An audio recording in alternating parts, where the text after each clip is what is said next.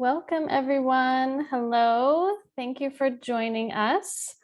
Thank you so much for being here for today's event, Climate Conscious Marketing for B Corps, How to be a Part of the Movement to End Fossil Fuel Greenwashing.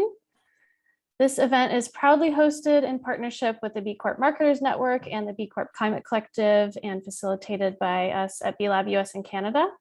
My name is Karen Lichtig. I use she, her pronouns, and I work on the community team here at B Lab. I'm also an advisor to the B Corp Climate Collective. We are a network of certified B corporations working to advance collective action on the climate emergency centered in climate justice. I'm calling in today from the ancestral lands of the Anacostan people, today what we call the Washington, D.C. area. And I invite you all to introduce yourselves in the chat by sharing your name, pronouns, company, and also name the native lands you're on if you like. So as B Corps and other mission-driven business leaders, we know that we must take swift action on the climate emergency, and we can't afford to wait for government or even public opinion. We know we must be proactive and work collectively on creative solutions to ensure the future of our planet and all the people and species on it. So we also know that many companies are measuring to reduce their climate impacts and have made commitments to go net zero. Maybe you've even made a net zero commitment through the B Corp Climate Collective. We also know that these net zero pledges are rife with greenwashing and simply don't account for how agencies and creatives are approaching who and what causes they're marketing for. So this is why a few months ago, I was really excited to come across Solitaire Townsend's TED Talk, Our Ad Agencies, PR Firms, and Lobbyists Destroying the Climate. If you haven't seen it, it's awesome, and we're really lucky to have her here today. It now has over 1.4 million views on that TED Talk as well. I really connected with her talk, and it's all about the unnoticed industry called the X industry of professional services and agencies, which together possess an incredible amount of influence over environmental decisions and initiatives. So around the same time, I was also able to connect with Duncan, who is here today, about his related initiative, Clean Creatives. And we thought it'd be a great idea to bring this discussion to the B Corp community, which itself is full of members of the X industry. So there are so many lessons here for our B Corp community to learn and come together with our collective voice, to take action, to learn together. And I'm really thrilled to bring us all here today in this virtual room to do so. So without further ado, I'd like to introduce Duncan Meisel, the Executive Director of Clean Creatives, to get us started. Thank you so much, Karen. I'm just gonna open up the deck here. This has the incorrect time on it, please ignore. Here's the agenda that we are going to be for this conversation. I'm going to give an introduction to fossil fuel advertising and how to fix it. Then we have our expert panel discussion. Then we have time for Q&A and a discussion of what's next. So my name is Duncan Meisel. As mentioned, I am he, him pronouns. Normally I live in Austin, Texas in the United States, but I am traveling right now. So if you get a little background noise, that's because the Wi-Fi does not work in my hotel room. To introduce our expert panel, just to get us started, we have three really amazing leaders who I just immensely respect and love talking to. So I hope you will enjoy it as much as I do. We have Solitaire Townsend from Fura, Marianne Ventura from Dunn, and Tim Frick from Mighty Bytes. So I'm gonna get into it right away with a quick climate science refresher. These are the three things that I think you probably need to know about climate change. Did that not show up? Let's try this again. There we go. One is that the severe effects of climate change are happening now. That should be obvious to anyone sort of observing the climate and the world we live in. Two is roughly 90% of carbon pollution comes from fossil fuels. And the second thing you need to know about that is fossil fuel producers are planning to increase their pollution. Pretty much every major fossil fuel company you've heard of has plans to increase the amount of carbon they are burning and producing every single year from now until 2030. And the third thing you need to know is that we do not need new fossil fuel projects to meet global energy needs under the Paris Climate Agreement. In other words, we can accomplish the Paris climate goals without having to build a single new pipeline, oil well, coal power plant, etc. Right now, carbon pollution is at record levels. It's higher than it's ever been. This is from last year. We hit more carbon pollution being released than it ever been before. But fortunately, we have some solutions. One of those is stopping fossil fuel advertising. And here's why we think that stopping that fossil fuel advertising can stop carbon pollution.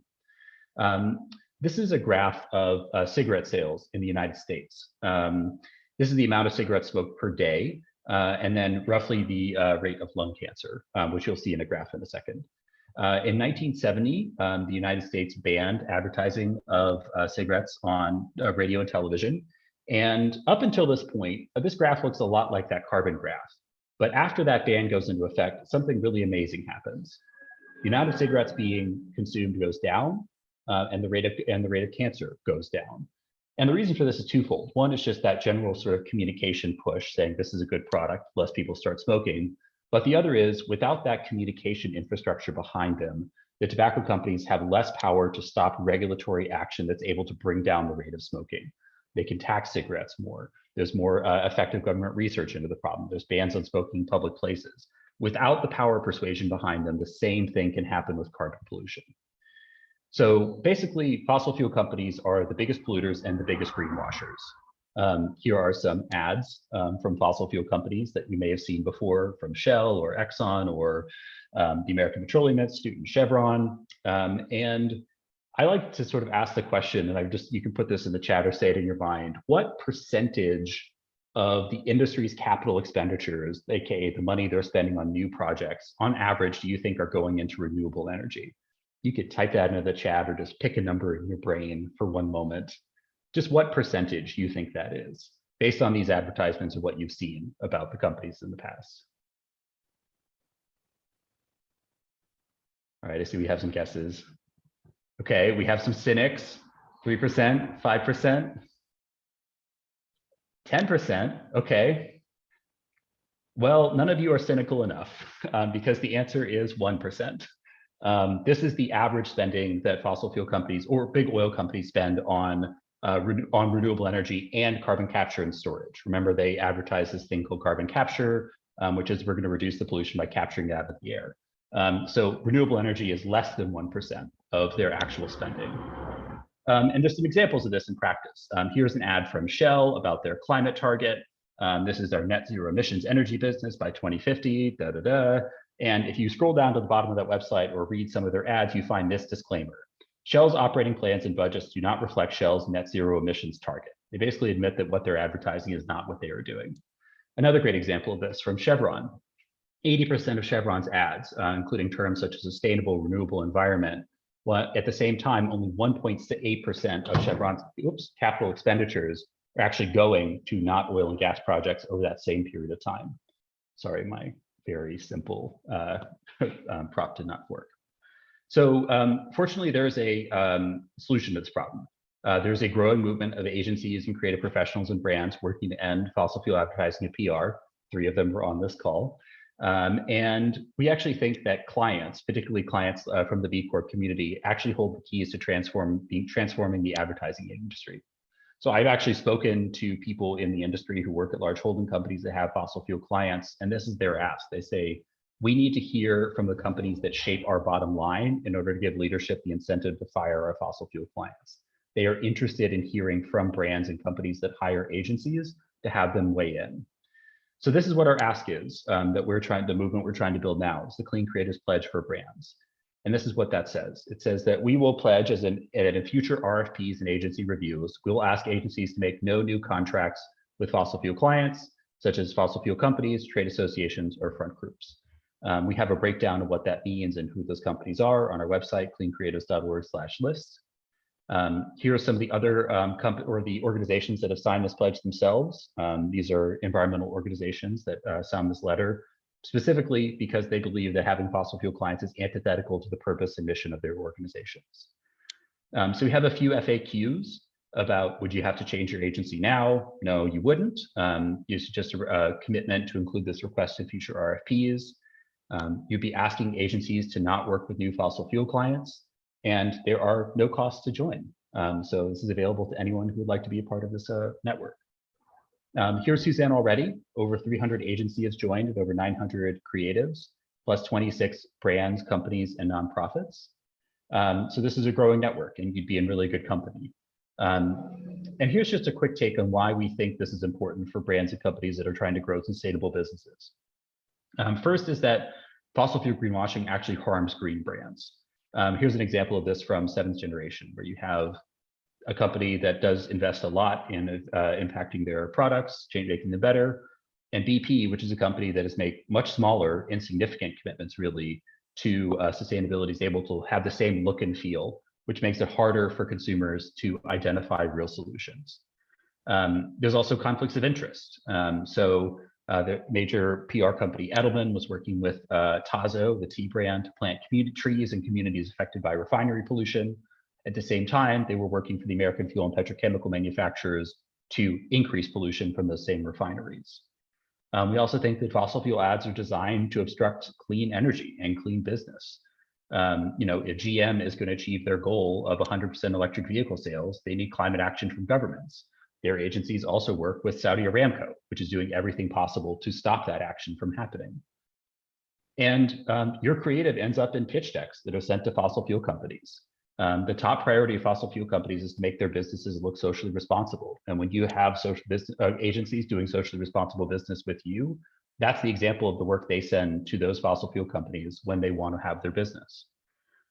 And then the last one is just, if you wouldn't accept a direct investment from a fossil fuel company, don't rely on them to subsidize your marketing budget. Basically, there's a way this works is that it is fossil fuel companies are less than exciting work for a lot of agencies. So in exchange for taking this on, they offer large margins, which ends up essentially being a subsidy to agencies that do work on the outside of that. So if you would not accept that direct investment, don't accept an indirect investment from a fossil fuel company that subsidizes your agency. So that's our take, why we think this is important for brands and for the B Lab community. And now I want to talk to our expert panel, who are really fantastic. And I do not need to screen share for this, so I'm going to close down my share, and we will just have this chat together. So let me pull up my question list.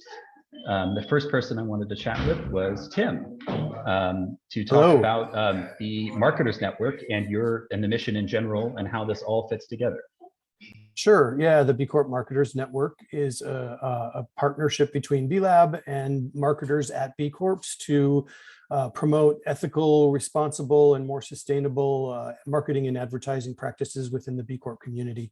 And our goal is to share best practices, to create educational resources, and just to help our industry be better.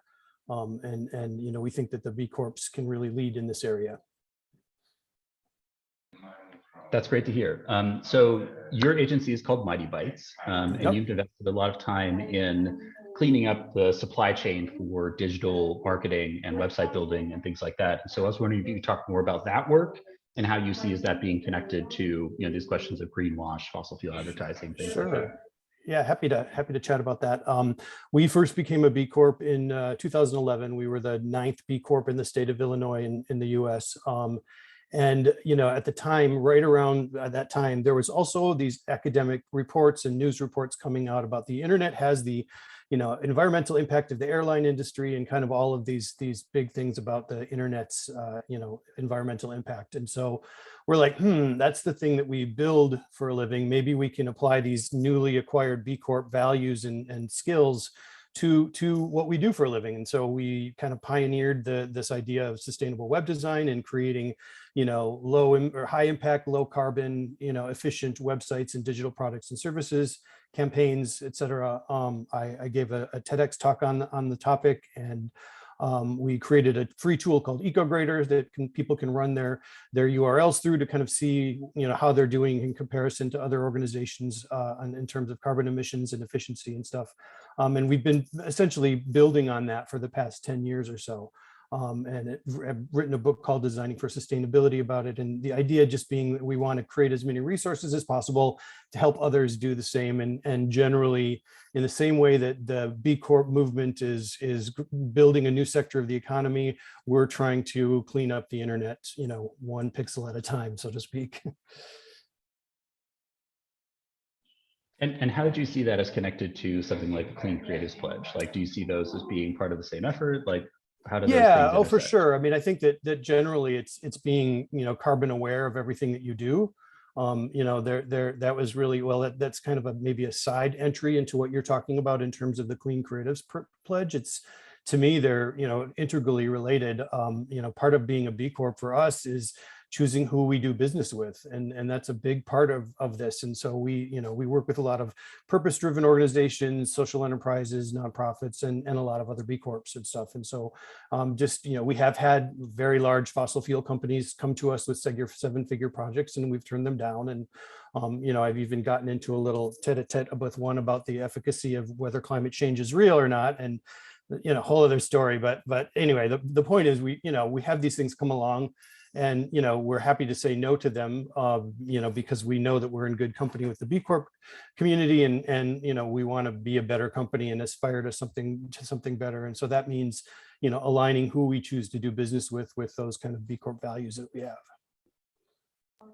I do want to hear that whole other story someday, actually. It wasn't pretty, but yeah. Yeah. And I just have to give this shout out. Tim was, I believe, the first signer of the Clean Creatives Pledge. Mighty Bites was the first agency to join. So I'm very grateful to have him on this call and to be invited by him and to be part of the B Corp community for this conversation. So actually, I think that's a very nice segue to Sully. So Sully, why don't you talk about sort of the idea of ScopeX, the creativity as part of your supply chain, and how that sort of has come together in the framework for client disclosure. Thank you so much, Duncan. And the first thing I want to say is how deeply, deeply annoyed I am that Tim was the first to sign the Clean Creatives Pledge. I'm deeply ashamed of that. And Tim, all kudos. And Fura is a founding B Corp in the UK. So we were one of the 10 first B Corps in the UK when that came over here.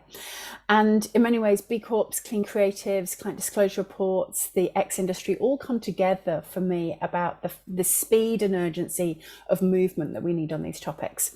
So Fura was established 21 years ago as an agency dedicated to sustainability communications. And we spent a long time looking at the fashion industry, at the food industry, at the transportation industry, and working with our NGO clients and really getting that message out there. And it was only in 2015 we finally looked at sort of our siblings in the actual advertising and marketing industry when we were at COP in Paris.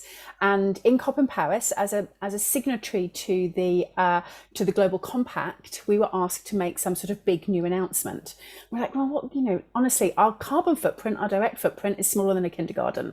It's important. Everybody's carbon footprint is important. My personal carbon footprint is important, but it's not the material impact that I have in the world. The material impact that I have in the world is my agency's brain print.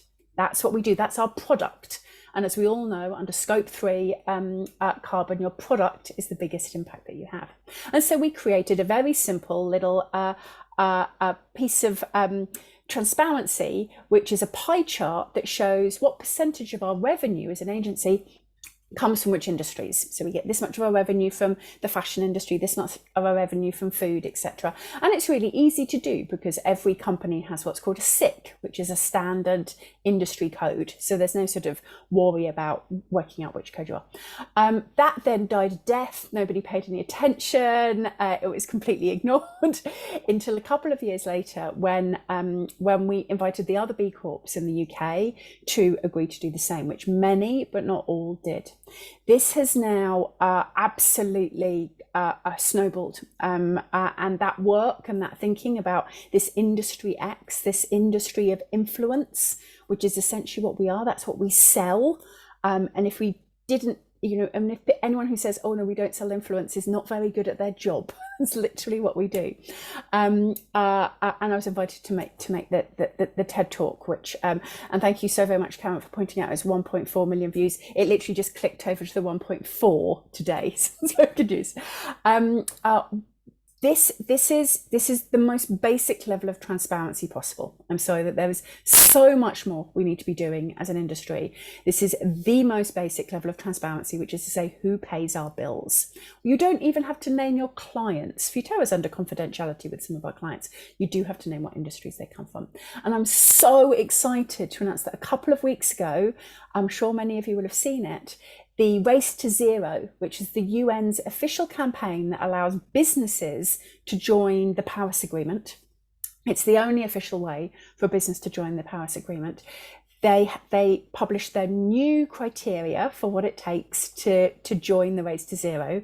And I was very lucky to be the only person from the ad industry a professional from the ad industry to be invited to join that working group to develop it. And we got a new section in about advertising. So the wonderful folks over at Purpose Disruptors got in a lot of information about and a lot of criteria about advertised emissions. And we also got a recommendation to produce a client disclosure report in it. The only reason why I managed to do that is because the mainstream advertising industry doesn't pay any attention to the Race to Zero or UN rules. So the only reason that I managed to be the only advertising person on there is because they hadn't realized that they needed to lobby against it. So that was my last easy win on this. There will be no more easy wins. The advertising industry knows what we're trying to do. They know that we're trying to encourage transparency, and they know that we're trying to encourage a divestment of our talent from fossil fuels. So we've had a major win there, but it's going to get harder because the advertising industry, particularly the network agencies, I don't think are enthusiastic about this. So Futera is also a sustainability agency as well as a marketing agency, and you do a lot of very detailed work with brands, helping them report the carbon and other impacts of their work across their supply chain, across the whole value chain. How should brands look at creativity and marketing as part of their supply chain? What are the frameworks there, and why do you think it's important to have this lens on that area? So you're absolutely right. I have a master's degree in sustainability, and I think every marketing agency that does sustainability should have somebody with at least a master's level knowledge. And we advise our clients, many of them some of the biggest brands in the world, on setting their Scope 3 rules, including in Scope 3 requiring that their supply chain also joins the Race to Zero. And historically, that has meant a great deal of focus on things such as smallholder farmers, manufacturers, people who make things. And it's only recently that a lot of those large brands have realized they are demanding more transparency, more material transparency from a smallholder farmer in Liberia than they are from their billion-dollar advertising agencies. And that this is an utterly unequal level of transparency that's required. So just as you as a company are required to take responsibility for the footprint of your supply chain, you should be required to take responsibility for the brain print of your supply chain. And one of the wonderful serendipities of how this movement works is that now that the requirement for client disclosure reports and an estimation of advertised emissions is in the Race to Zero, that gives permission, absolute solid UN-backed permission for companies to ask for this kind of transparency as completely appropriate to the advertising industry. Love it. Thank you so much. Marianne, I wanted to talk to you some about your work. So I was hoping you could talk about Agencias de Triple Impacto and how you're growing across this movement across Latin America. And I am terrible with my pronunciation, and I really apologize for being an American. Don't worry. Yeah. Don't worry. Well, thank you for having me here. ATI, Agencias de Triple Impacto, stands for Triple Bottom Line Agencies, and it's a network of communication and marketing and advertising agencies that are working together to promote collective action in the creative industry, with the vision that in every message our industry distributes helps to create a more just, inclusive, and regenerative future. We got together in 2020. We're a very young network, and to the date we are 35 independent firms from Latin America, from Argentina, Brazil, Chile, Colombia, Mexico, and Uruguay. And we are not looking to grow in number. To become a member of our network, you have to have, as an agency, a defined and clear purpose of change, and also to demonstrate how you are managing your social and environmental environmental impacts. And the cost of the membership is to actively contribute to one of the 3 working commissions. And I'm very proud to say that more than half of our agencies are B corporations, and 3 out of 4 agencies are led and owned by women, from Latin American women. So most of us come from the traditional advertising industry, as I do, and we take responsibility for everything that our industry has led to create, of course. But the thing is, we do not feel identified nor stimulated by the same ambitions as that the industry have, and that is why we all created our own businesses. And the thing is, we know the tricks. We have the same tricks as the industry, and we are using those tricks to create better practices, to create awareness campaign, to call for to advocate for change, and making resources and better practices. We are organizing talks, greenwashing talks, purple washing talk, inclusive language, and we know these are baby steps compared to all Solitaire or Team are doing, but apparently we are the only advertising organization in the region that is tackling climate action and the intersection with social justice.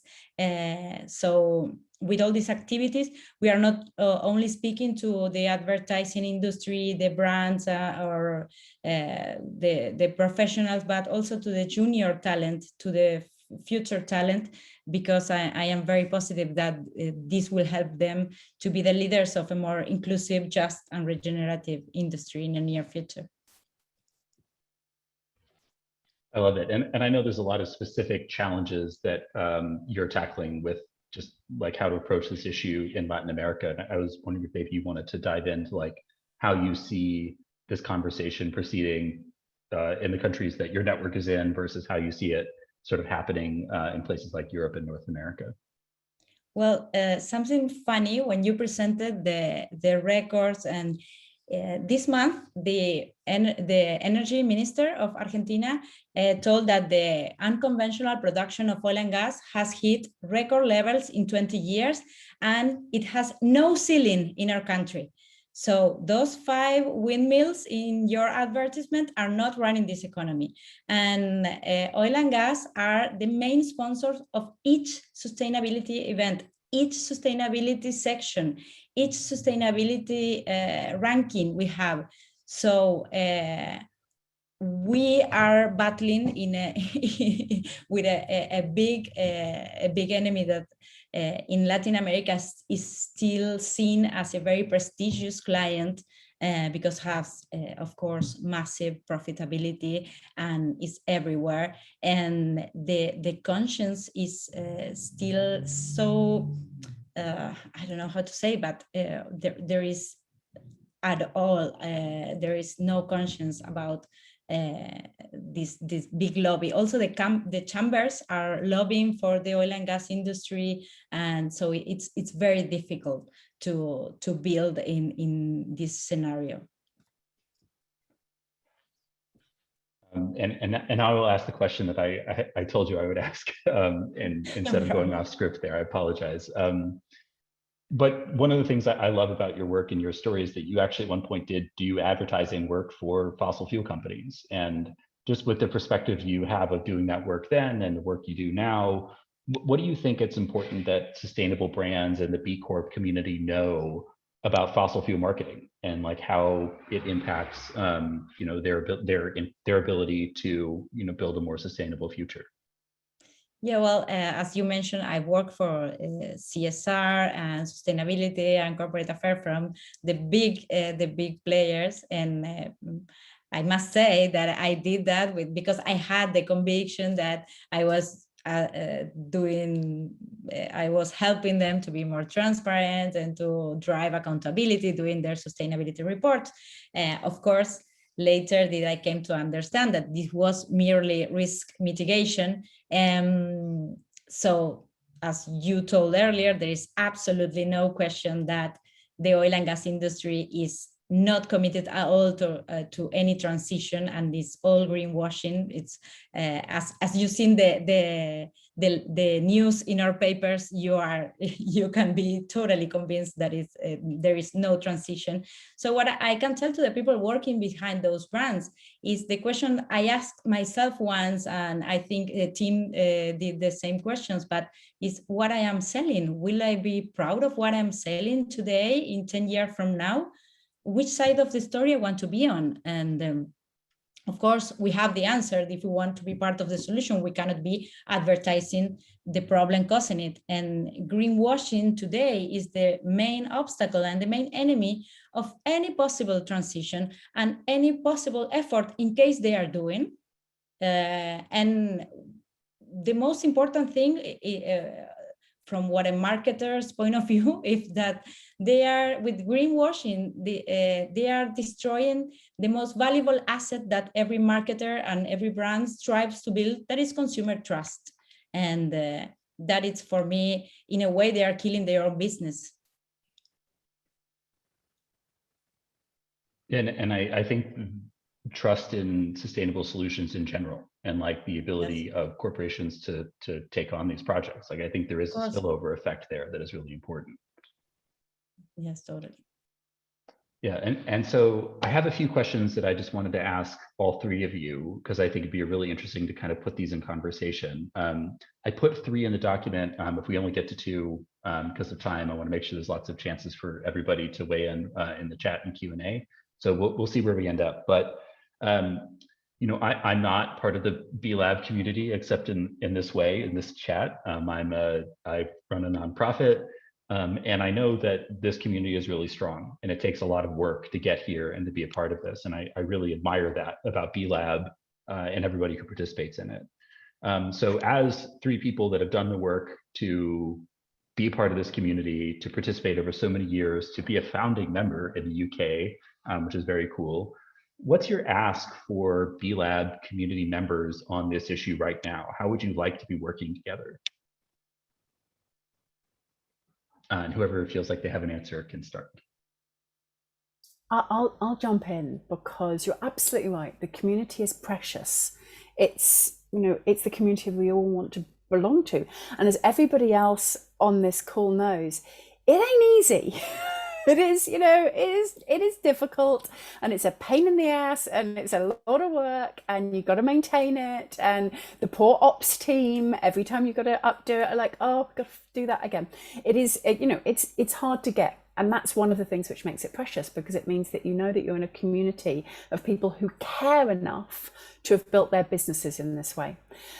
And that's why the credibility of our network and the credibility of what we do is so incredibly important, because if that disappears, we ain't got nothing.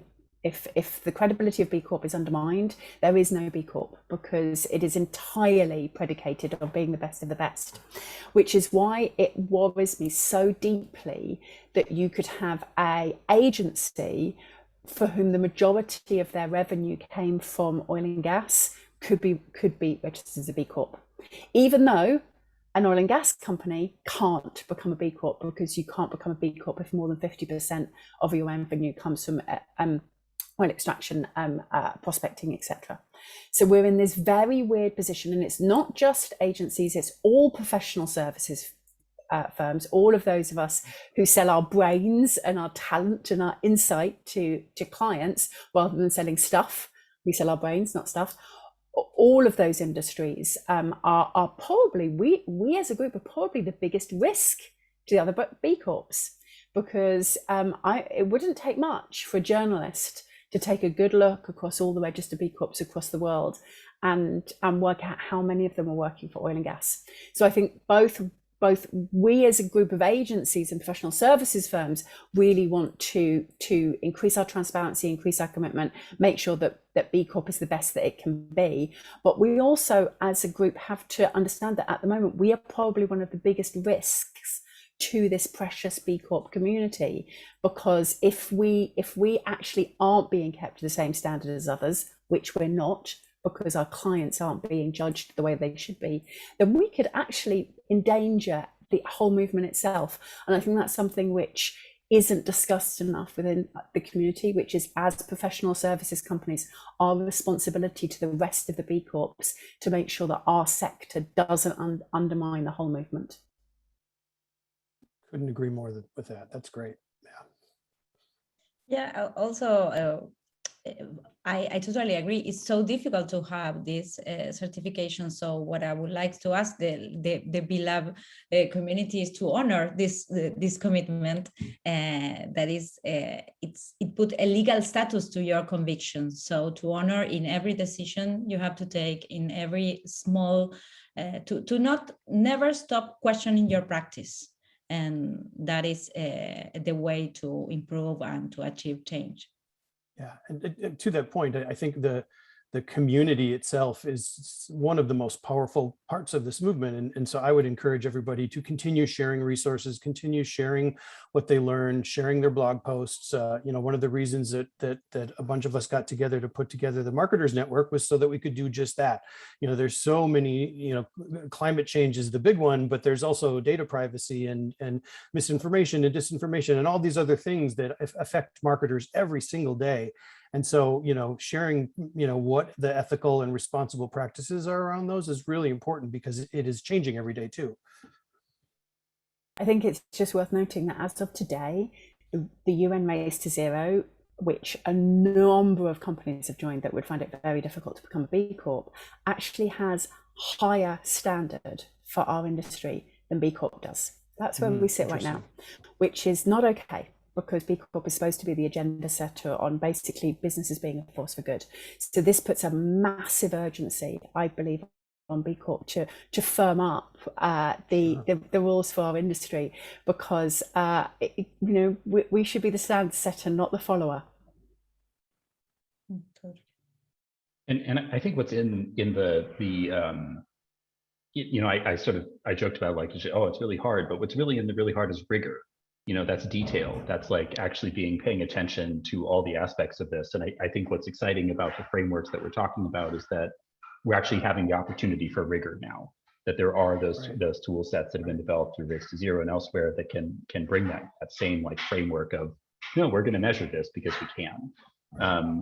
And what I love also just about this panel is that all of you work kind of across these issues. Like, no one's out there just like, I'm only about climate change. You all have, that's the idea of the triple bottom line, is that it's people, planet, profit. It's everything, and that's so wonderful. So I love that about B Corp. I love that about this group, that we're all seeing the intersections as well.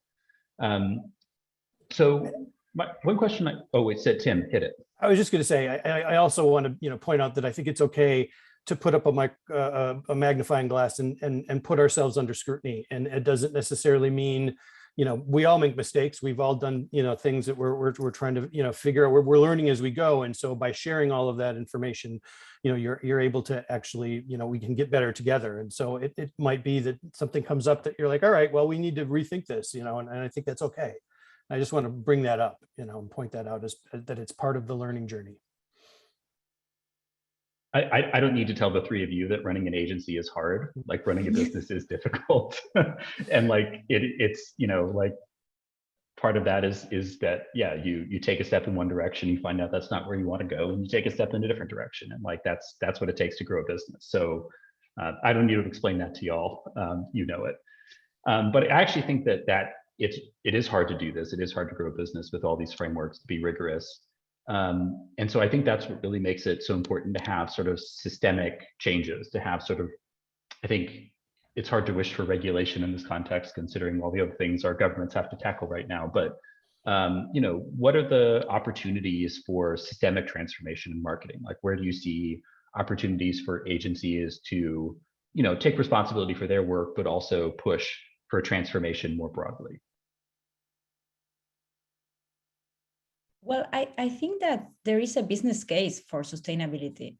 Increasingly, you have a lot of studies that consumers are choosing more ethical brands, that they are changing to more eco-friendly, and they are willing to pay more.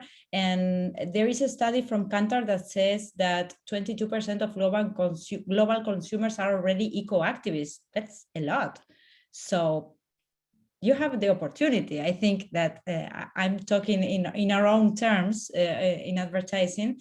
So the B Corporation has amazing examples of how brands can tackle these urgencies and also make good businesses, have nice products and have healthy businesses. So I think that is a very good journey to follow. And let's be honest, like on the slide quietly, and I do talk to the agency heads of some of the big network agencies, actually a ban on fossil fuel advertising, whilst it might create a momentary pain in terms of revenue, would actually probably be welcome, although they would never say that publicly, because it removes the requirement to have the difficult decision internally. It removes the challenges of your young talent not wanting to work on it, but your shareholders wanting you to work on it. One of the benefits of regulation is the level playing field, which just makes it much easier to make decisions. And I know that across the world, there are a number of countries which are considering such a ban. And I believe that once one or two make that decision, it will probably become a bit of a house of cards.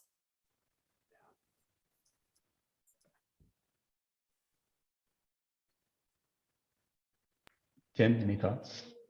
Yeah, I mean, I obviously I look through a lot of things through the lens of the internet, given that we're a digital agency and everything that we focus on is digital. And so, I see the sharing of information, as I mentioned earlier, as being the start of some potential standards. Like, we are moving towards standards for accessibility on the internet. They're not there yet, but they're gradually, getting there. I'm working with a number of other groups on finding what the environmental standards for the internet might look like and defining that, and making these baby steps, and then reaching out to all of you and saying, hey, we put this thing together. What do you think? I mean, it's all these kind of things. It's someone somewhere, originally came up with the idea of a B Corp, 3 guys, and they said, hey, wouldn't it be great if we could make it so that this doesn't happen again? And now here we are, many years later, and we're a growing global movement. And so these things start somewhere. So, and it's usually, for me, it's in the sharing of ideas and coalescing around and building community around those ideas.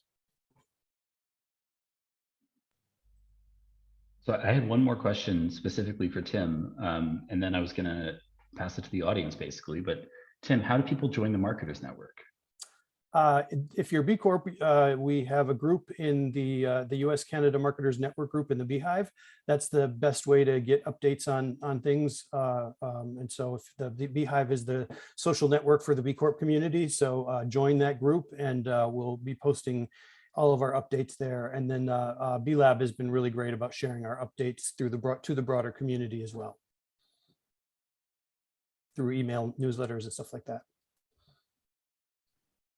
Great. And Karen, before I pass to any other to other questions, is there anything about how to be a bigger part of the climate conversation at B Corp that you wanted to share? Sure. Yeah, we have a B Corp Climate Collective website that is actually our global website. There's a link there that you can use to sign up to get on the email list that is managed by the different global regions around the world. So each B Lab global partner has different calls to action and activations within their local communities. And then we also encourage companies. We've just made some changes to our net zero pledge. Actually, we're aligning with some other organizations in the race to zero so that we can really start to help streamline the landscape of net zero. We've noticed that there's a lot of definitions out there and there's a lot of confusion and greenwashing. So we're really trying to kind of help to unmuddy the waters, I would say, with that by aligning with the SME Climate Hub and Science-Based Targets Initiative. So yeah, feel free to check out the B Corp Climate Collective website. And then in the US and Canada in particular, we have some action groups and then a mailing list where you can learn about events like this one, other calls to action around policy advocacy work, net zero related, and climate justice work as well. Fantastic. Just wanted to make sure we got those in.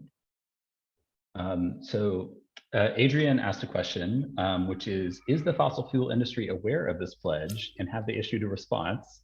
And same question about formal response for marketing organizations like AMA.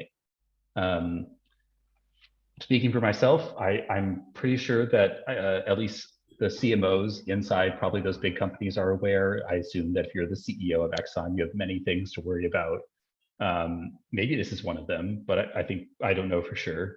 There hasn't been any formal response from them or from traditional marketing organizations for the most part.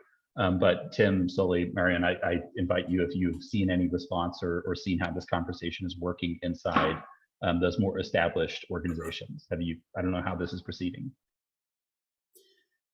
I'll jump in to say I have no doubt that the fossil fuel industry is extremely aware of that, because those of us, and I want to say to Marianne, I've worked with the fossil fuel industry in the past as well.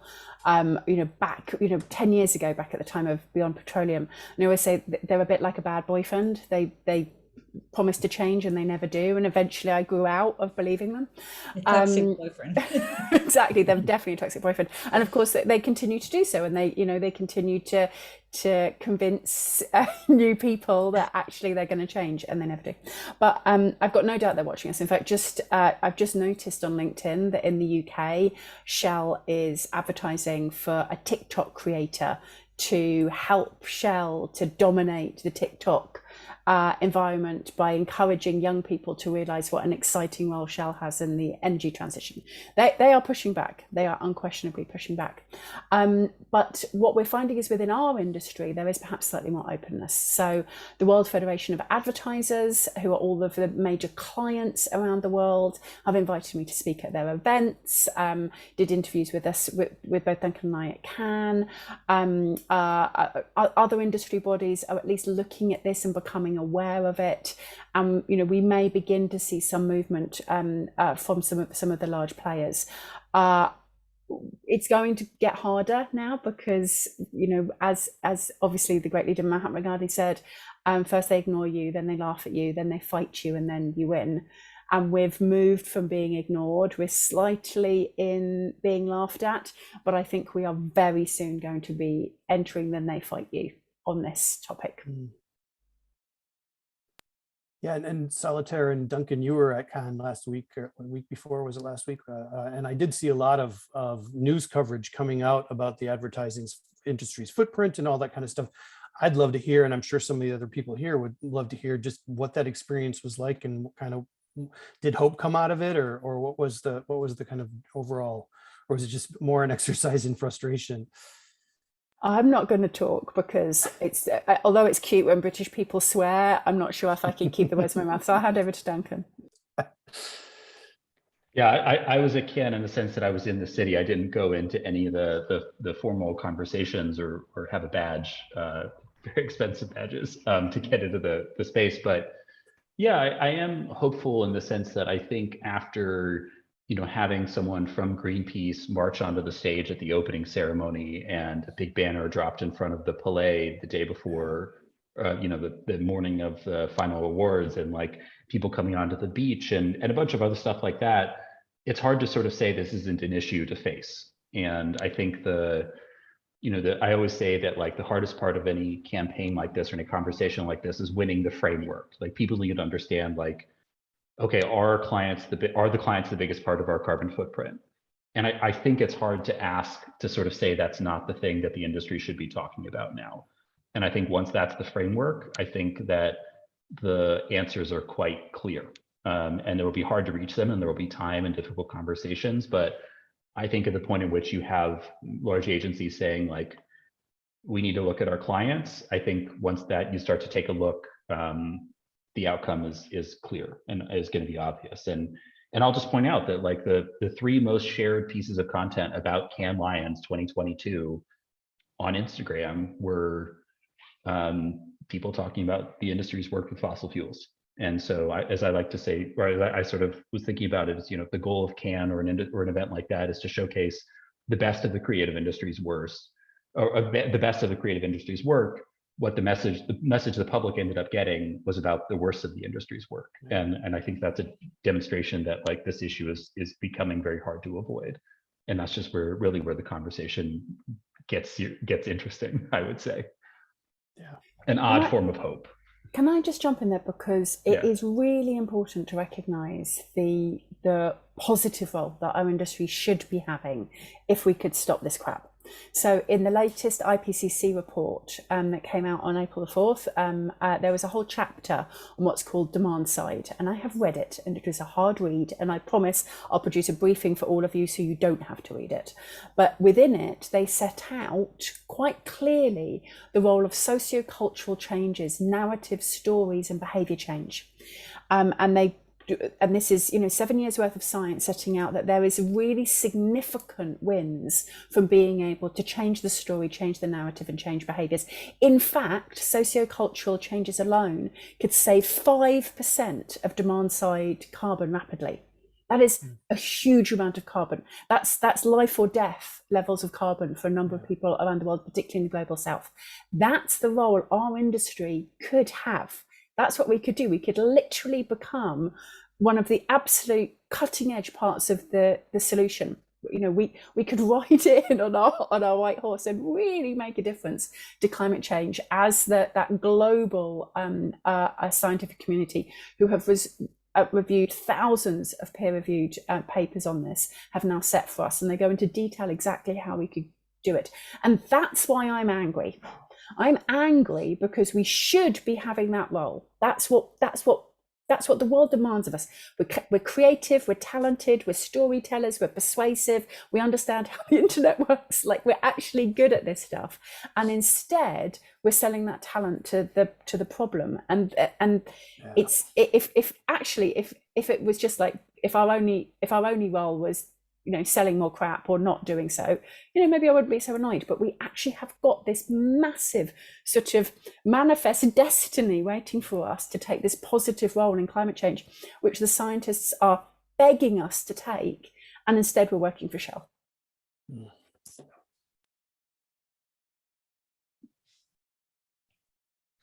Also, it's amazing that in a scientific report they are speaking about narrative. I love that. It's amazing.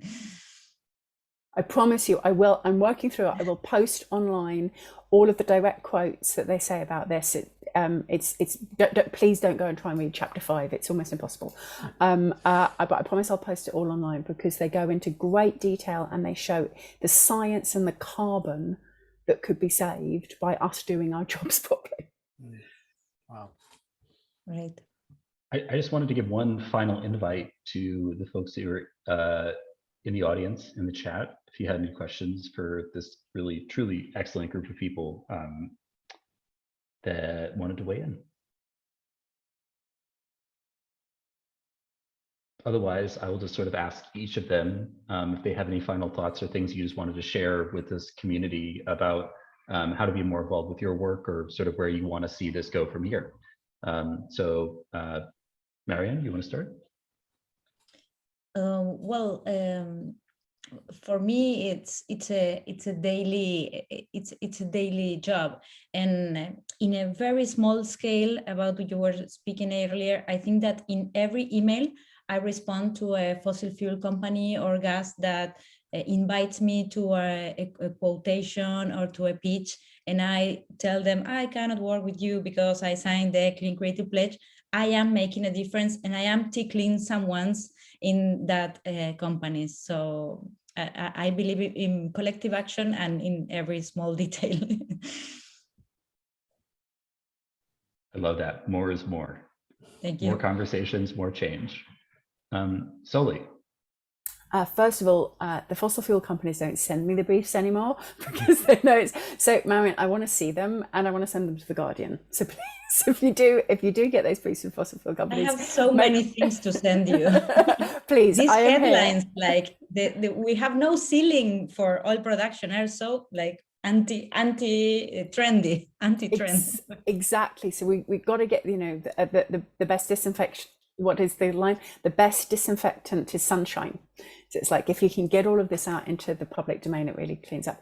I would just say, I suspect everybody on this call probably feels a bit the same way. And although we may all have some things in our cupboard that perhaps we don't feel 100% okay about, if you're a B Corp, you probably actually would be fine if B Corp increased some of the requirements upon agencies for transparency about who we work with. So tell B Corp that. That's my number one request.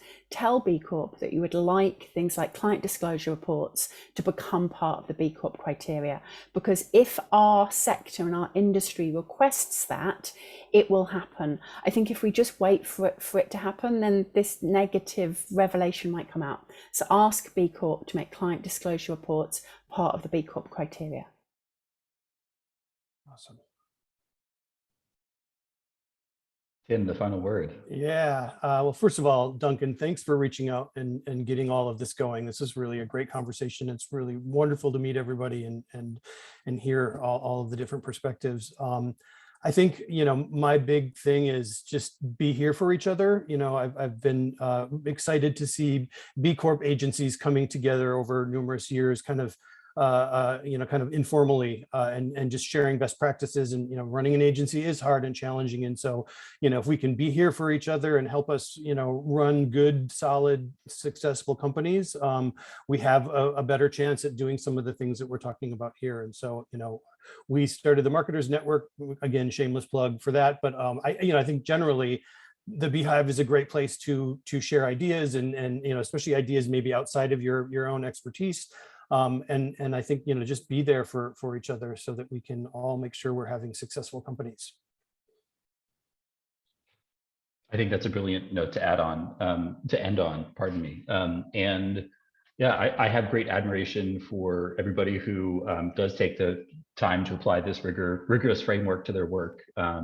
If you're a part of the B Lab community, you want to talk with me more about clean creatives, I'll make sure my email is shared with you. It's just duncan@fossilfree.media. You can also find it on cleancreatives.org. If you on I think our about page, you can contact me there. My door is always open to talk more about this work. If there's something you want to follow up on, if I can make a connection to any of our panelists, I'm happy to do that. And I just wanted to thank Tim and Karen again for offering, I think as Sully and Tim have talked about, a very precious resource, which is this community to be part of this conversation. I'm extremely grateful for it. So thank you all. Awesome. Thanks all. And with that, we end. All right. Thank you all. Thank Take care. Bye-bye. Thank you so much. Thank you.